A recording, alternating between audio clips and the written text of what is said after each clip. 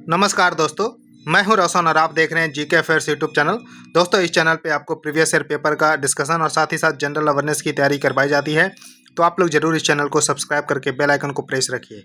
बहुत ही important series आप लोगों के लिए चल रहा है, जीके जीएस का रामबाण का सीरीज, और इसका एक 50वां लेक्चर है। जी हाँ, 50th लेक्चर है, जिसमें हम विभिन्न परीक्षाओं में पूछे गए प्रश्न को डिस्कस करते हैं, जो कि आने वाले एग्जामिनेशन जैसे कि रेलवे, एसएससी में इंपॉर्टेंट होगा, क्योंकि हम इसको टीसीएस स्पेशल भी रखने की कोशिश करते हैं। तो इसको ध्यान से देखिएगा और अपना नोट्स भी साथ में बनाते चलिएगा। और देखिए, पीडीएफ चाहिए तो आप हमारे टेलीग्राम चैनल से जुड़ सकते हैं, जिसका लिंक आपको नीचे डिस्क्रिप्शन में है। और आपके पास भी किसी एग्जाम का क्वेश्चन पेपर है तो gkfairs25@gmail.com पे भेज सकते हैं, ताकि उसको भी हम यहाँ पर डिस्कस कर सकें।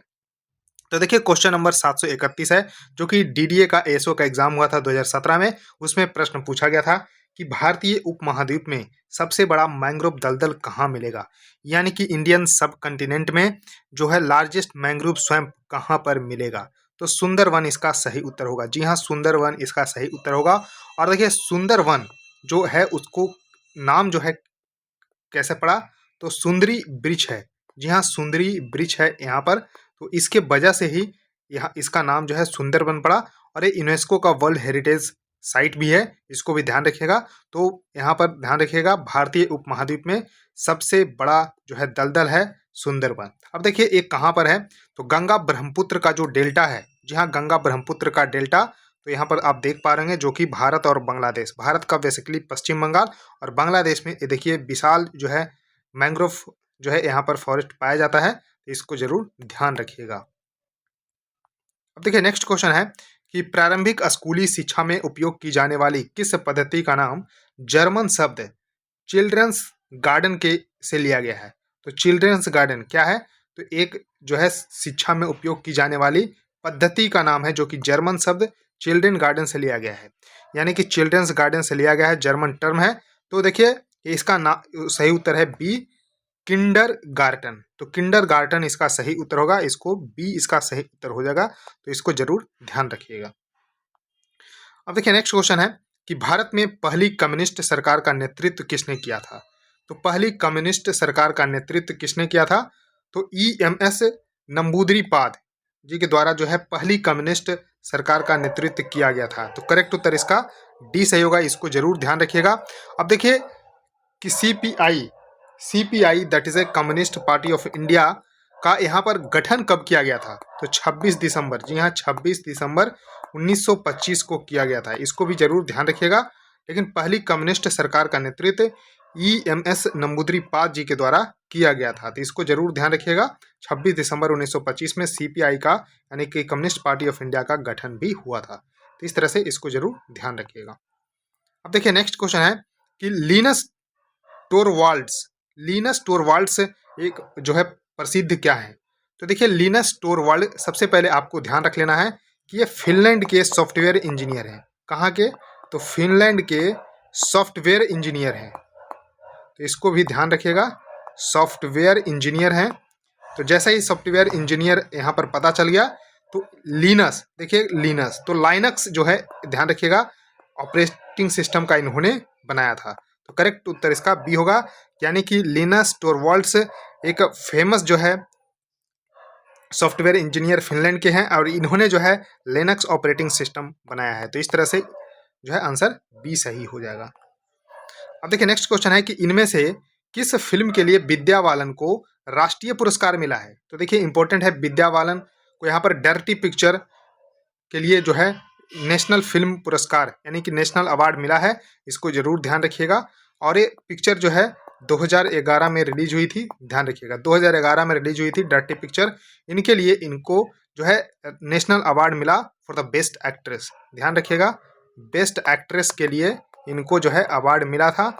और देखिए, विद्या बालन को ध्यान रखिएगा कि 2014 में पद्मश्री भी मिल चुका है। तो जी हाँ, पद्मश्री भारत का चौथा हाईएस्ट जो है सिविलियन अवार्ड पद्मश्री इनको 2014 में मिल चुका है। तो इस तरह से इसको जरूर ध्यान रखिएगा। अब देखिए, नेक्स्ट क्वेश्चन है कि कर्णपटा झिल्ली, जिसको टिम्पैनिक जो है मेम्ब्रेन बोलते हैं, इसका अन्य नाम यानी कि सामान्य नाम क्या है।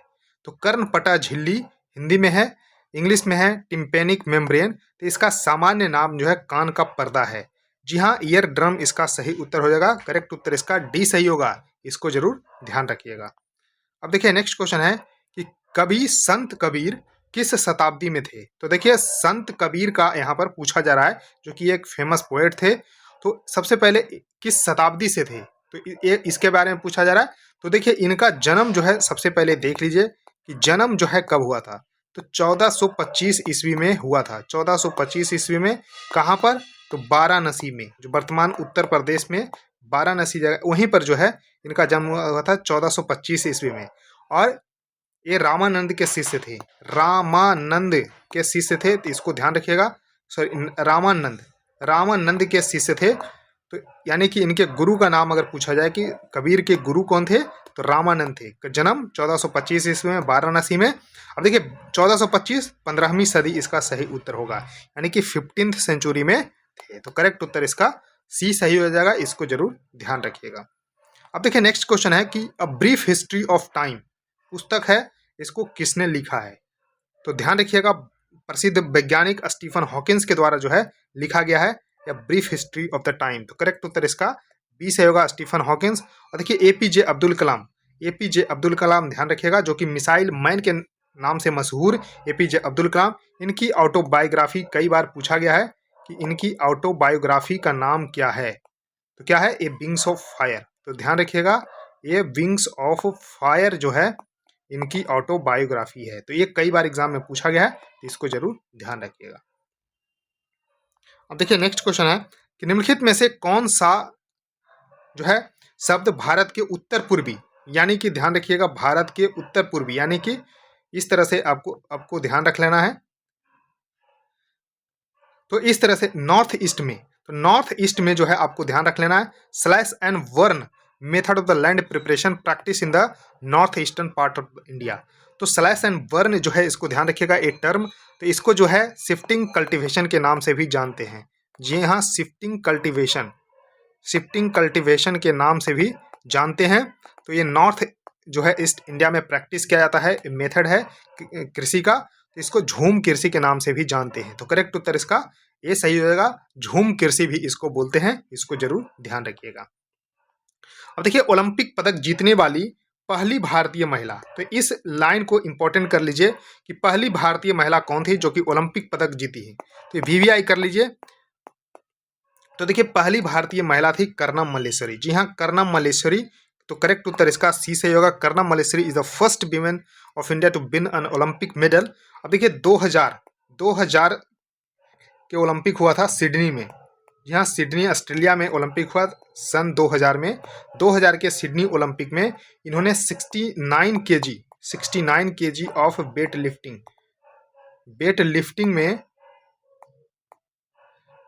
लिफ्टिंग में इन्होंने जो है ब्रॉन्ज मेडल जीता, यानी कि कांस्य पदक। ध्यान रखिएगा, कांस्य पदक इन्होंने जीता और पहली भारतीय महिला बनी जिन्होंने कोई भी मेडल ओलंपिक में जीती।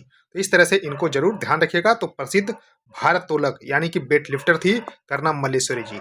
अब देखिए 2 पदक जीतने वाली जो पहली जो है विमेन है वो है आपको पीवी सिंधु। जी हाँ, पीवी सिंधु बैडमिंटन की प्रसिद्ध प्लेयर पीवी सिंधु 2016 के रियो ओलंपिक में इन्होंने सिल्वर मेडल, जबकि 2020 के टोक्यो ओलंपिक में इन्होंने ब्रॉन्ज मेडल जीता। और एक ही ओलंपिक में 2 पदक जीतने वाली पहली जो है भारतीय महिला या पुरुष में बनी तो है, आपको ध्यान रखना है, शूटर मनु भाकर, जो कि ध्यान रखिएगा 2024 के इन्होंने पेरिस ओलंपिक में 2 ब्रॉन्ज मेडल जीती है शूटिंग में। तो इस तरह से थोड़ा सा जरूर ध्यान रखिएगा।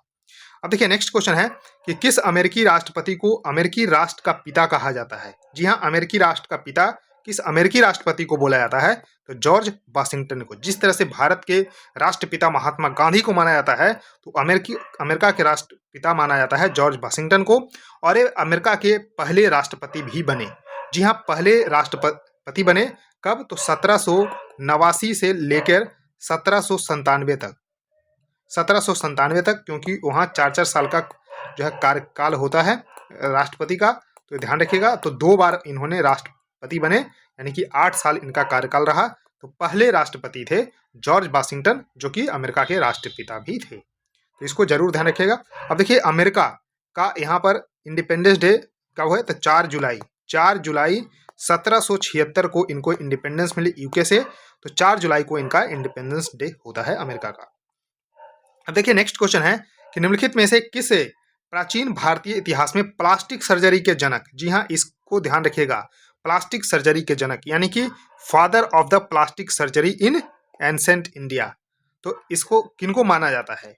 तो दोस्तों ये माना जाता है सुश्रुत को। जी हाँ, इन्होंने सुश्रुत संहिता भी लिखे हैं, तो ध्यान रखिएगा सुश्रुत इसका जो है करेक्ट उत्तर हो जाएगा, जो कि प्लास्टिक सर्जरी के जनक माने जाते हैं प्राचीन भारतीय इतिहास में। तो करेक्ट उत्तर इसका ये सही होगा, इसको जरूर ध्यान रखिएगा। अब देखिए नेक्स्ट क्वेश्चन है कि संख्याओं की गणितीय श्रृंखला का क्या नाम है जिसमें प्रत्येक पद पिछले 2 पदों का योग है? क्या है? प्रत्येक पद जो है पिछले 2 पदों का योग है, तो इसको जो है फिबोनाची अनुक्रम बोला जाता है। जी हाँ, फिबोनाची अनुक्रम बोला जाता है। करेक्ट उत्तर इसका डी से होगा। जैसे कैसे आपको ध्यान रखना है, इसमें देखिए 0 से शुरू होता है, तो फिबोनाची अनुक्रम है, देखिए 0 फिर 1 रखिए, इन दोनों को जोड़िएगा तो देखिए 1 ही होगा, फिर इन दोनों को जोड़िएगा तो 2 होगा, इस तरह से फिर इन दोनों को देखिए जोड़िएगा तो 3 होगा, फिर इन दोनों को जोड़िएगा तो 5 होगा, फिर इन दोनों को जोड़िएगा तो 8 होगा, फिर इन दोनों को जोड़िएगा तो 13 होगा। तो इस तरह से एक क्रम चलता है। तो 0 से स्टार्ट लेकिन होता है, और जो है यहाँ पर पिछले 2 पदों का योग है, उसको फिबोनाची अनुक्रम बोला जाता है। तो करेक्ट उत्तर इसका डी सही हो जाएगा, इसको जरूर ध्यान रखिएगा। अब देखिए इसमें कुछ और जो है नंबर हैं, जैसे कि लेबनीज नंबर। तो देखिए लेबनीज नंबर क्या होता है? तो देखिए sequence of the number where each number is the sum of the previous 2 number but the first 2 number are 1 and 2। उसमें क्या था? 0 और 1 से था, तो फिबोनाची अनुक्रम। लेकिन इसमें 2 नंबर जो पहला है 1 और 2। अब देखिए इन 1 और 2, इन दोनों को जोड़िएगा तो 3 होगा, फिर इन दोनों को जोड़िएगा तो 5 होगा, फिर इन दोनों को जोड़िएगा तो 8 होगा। तो इस तरह से ध्यान रखिएगा कि ये आपको लेबनीज नंबर है। लेबनीज नंबर में क्या है कि यहाँ पर ध्यान रखिएगा कि 0 1 से स्टार्ट होता है, और सॉरी फिबोनाची में 0 1 से और लेबनीज में 1 2 से स्टार्ट होता है, लेकिन दोनों प्रीवियस नंबर का जोड़ ही है। उसके देखिए Cauchy number, sequence of the number where the difference between the any 2 consecutive term is constant, तो इसको कॉची नंबर बोलते हैं। उसके देखिए Fourier number, way of the representing a periodic function as a sum of the sines and cosine में, तो इसको Fourier number भी बोलते हैं। उसका देखिए नेक्स्ट क्वेश्चन है कि मानक क्रिकेट बल्ले के लिए किस लकड़ी का प्रयोग किया जाता है? देखिए वुड का प्रयोग किसको किया जाता है क्रिकेट बैट के लिए? तो इसको बहुत ही इंपॉर्टेंट है, क्योंकि विलो जो है लकड़ी का है, उसको प्रयोग किया जाता है क्रिकेट के बल्ले बनाने के लिए। अब किस लिए इसका प्रयोग किया जाता है? क्योंकि इसका वजन जो है हल्का है। जी हाँ, हल्का है, और साथ ही साथ इसका जो है स्ट्रेंथ अच्छा है, स्ट्रेंथ भी है और फ्लेक्सिबिलिटी है। तो फ्लेक्सिबिलिटी भी है, इसको ध्यान रखिएगा, यानी कि फ्लेक्सिबल है, उसके बाद स्ट्रेंथ भी इसमें है और हल्का भी है। इस कारण से बिलो का प्रयोग जो है अभी जो है मानक क्रिकेट बल्ले का बनाने के लिए किया जाता है। अब देखिए नेक्स्ट क्वेश्चन है कि 1966 में जब भारत ने ताशकंद घोषणा पर हस्ताक्षर किए थे, तब भारतीय प्रधानमंत्री कौन थे? जी हाँ, सबसे पहले आपको देखिए अब जो है बताते हैं इसमें टाइमलाइन। तो देखिए 1965 में इंडिया और पाकिस्तान के बीच लड़ाई हुई थी। तो यहाँ पर भारत ने इस लड़ाई को अच्छे से जीता, पाकिस्तान को खूब धोया। तो यहाँ पर जो है अब जीतने के बाद एक जो है डिक्लेरेशन हुआ, ताशकंद समझौता। जी हाँ, ताशकंद, ध्यान रखिएगा, ताशकंद समझौता, ताशकंद समझौता हुआ। देखिए यहाँ पर ताशकंद घोषणा, तो ताशकंद डिक्लेरेशन हुआ कब? 10 जनवरी। जी हाँ, 10 जनवरी 1966 को। तो इसमें गए भारत के जो दूसरे प्रधानमंत्री थे, सेकंड पीएम, जो कि 1900, ध्यान रखिएगा, सेकंड 1964 से लेके 66 तक पीएम रहे। तो 10 जनवरी 1966 को गए लाल बहादुर शास्त्री जी। तो करेक्ट उत्तर इसका बी होगा। और पाकिस्तान के तरफ से पाकिस्तान के राष्ट्रपति, जी हाँ, पाक प्रेसिडेंट अयूब खान थे, अयूब खान। तो ध्यान रखिएगा कि ताशकंद घोषणा पर किसने साइन किया? तो भारत के प्रधानमंत्री लाल बहादुर शास्त्री और पाकिस्तान के प्रेसिडेंट अयूब खान ने। ध्यान रखिएगा। अब देखिए यहीं पर जो है ताशकंद में ही, यहाँ पर उज्बेकिस्तान का कैपिटल ताशकंद है, तो यहीं पर इनकी मृत्यु हो गई लाल बहादुर शास्त्री के। तो ध्यान रखिएगा, फिर इनको 1966 में मृत्यु हो जाने के बाद इनको भारत रत्न दिया गया। जी हाँ, भारत रत्न दिया गया मरणोपरांत, इसको ध्यान रखिएगा 1966 में। अब देखिए इनकी जो समाधि स्थल है विजय घाट, ये भी ध्यान रखिएगा, विजय घाट। देखिए बहादुर लोग विजयी पाते हैं, तो विजय घाट इनका जो है समाधि स्थल है। और इनका जन्म, देखिए जन्म जो है पूछा जाता है, तो 2 अक्टूबर 1904 को इनका जन्म हुआ था। 2 अक्टूबर को गांधी शास्त्री जयंती के रूप में हम लोग मनाते हैं। तो देखिए इसका करेक्ट उत्तर होगा बी, लाल बहादुर शास्त्री। अब देखिए नेक्स्ट क्वेश्चन है कि निम्नलिखित में से कौन सी मनुष्य द्वारा प्रचलित सबसे पुरानी पद्धति है। तो सबसे पुरानी पद्धति जो कि मनुष्य द्वारा प्रचलित है, यानी कि oldest method practice by man, तो इसमें से क्या है, किण्वन। किण्वन दैट इज अ फर्मेंटेशन। अब इसमें होता क्या है, तो देखिए आपने पाव रोटी बनाते देखा होगा, ब्रेड जिसको पाव रोटी बोलते हैं। तो इस तरह से देखिएगा कि भोजन को क्या करते हैं, नरम बनाते हैं, नरम बनाते हैं और फुला हुआ, नरम और फुला हुआ बनाने के लिए हम लोग माइक्रोब्स का प्रयोग करते हैं, माइक्रोब्स का प्रयोग करते हैं, तो उसको किण्वन बोलते हैं। यानी कि भोजन को नरम और फुला बनाने के लिए जब माइक्रोब्स का प्रयोग किया जाता है उस मेथड को बोलते हैं किण्वन, दैट इज ए फर्मेंटेशन, और oldest method practice by man है। तो इस तरह से इसको जरूर ध्यान रखिएगा, करेक्ट उत्तर इसका डी सही हो जाएगा। अब देखिए नेक्स्ट क्वेश्चन है कि भारतीय संविधान का अनुच्छेद 370 किससे लागू होता है। देखिए एग्जाम कब हुआ, 2017 में, तो ये अभी भी इंपॉर्टेंट हो सकता है। तो अनुच्छेद 370, तो 370 कैसे है, जम्मू कश्मीर से संबंधित है।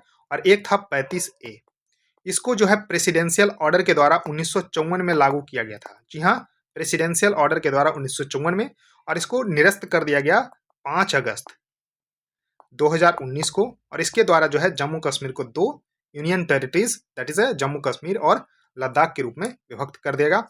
और ये बना जो है यूटी कब, तो 31 अक्टूबर 2019 को। तो इसको ध्यान रखिएगा। तो एक संबंधित किससे है, जम्मू कश्मीर से, और अनुच्छेद 35 से भी इसी से संबंधित है। तो करेक्ट उत्तर इसका जो है बी सही हो जाएगा। देखिए नेक्स्ट क्वेश्चन है कि पुष्पन का संबंध किस भारतीय हस्तशिल्प शैली से है। That is a Indian handicraft जो है पुष्पन।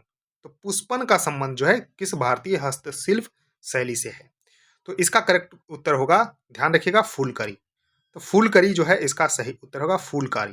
तो फूलकारी का मतलब क्या होता है, फ्लावर वर्क। जी हाँ, फ्लावर वर्क। और ये पंजाब और हरियाणा में यहाँ पर प्रचलित है, पंजाब और हरियाणा में। तो फूलकारी जो है पंजाब और हरियाणा में है, फ्लावर वर्क के नाम से इसको प्रसिद्ध है। तो इसको जरूर ध्यान रखिएगा, तो इसी से संबंधित है पुष्पन। अब देखिए यहाँ पर चिकनकारी पूछा जाता है। फूलकारी तो आपने जान लिया कि पंजाब और हरियाणा, तो चिकनकारी ये कहाँ पर है, तो लखनऊ में, लखनऊ में। उसके बाद देखिए यहाँ पर कलमकारी, कलमकारी जो है आंध्र प्रदेश में। तो इस तरह से आप ध्यान रखिएगा। उसके बाद देखिए कसीदाकारी, कसीदाकारी जो है पूछा जाता है कहाँ का है, तो जम्मू एंड कश्मीर का। उसके बाद देखिए कांथा, जो ऑप्शन डी में है यहाँ पर कांथा, ये कांथा कहाँ का है, तो वेस्ट बंगाल यानी कि पश्चिम बंगाल और उड़ीसा का। उसके बाद देखिए कच्छी पूछा जाता है, तो कच्छी कहाँ का है, तो गुजरात का। तो इस तरह से देखिए अब यहाँ पर देखिए पुष्पन का संबंध किससे है, तो फूलकारी से। फ्लावर वर्क इसको बोलते हैं, पंजाब और हरियाणा का है। चिकनकारी लखनऊ का, कलमकारी आंध्र प्रदेश का, कसीदाकारी जम्मू कश्मीर का, कांथा पश्चिम बंगाल और उड़ीसा का, कच्छी गुजरात का। तो इस तरह से ये हस्तशिल्प शैली है, इसको जरूर ध्यान रखिएगा। तो दोस्तों इस वीडियो में इतना ही रखते हैं। आई होप आपको ये सीरीज बिल्कुल पसंद आ रही होगी। तो देखिए वीडियो को जरूर लाइक करिए, जिससे कि हमको भी मोटिवेशन मिले। वीडियो को शेयर करिए अपने दोस्तों के साथ, और चैनल को भी सब्सक्राइब कर लीजिए और बेल आइकन को प्रेस रखिए। सो थैंक यू दोस्तों, इस वीडियो में इतना ही, धन्यवाद।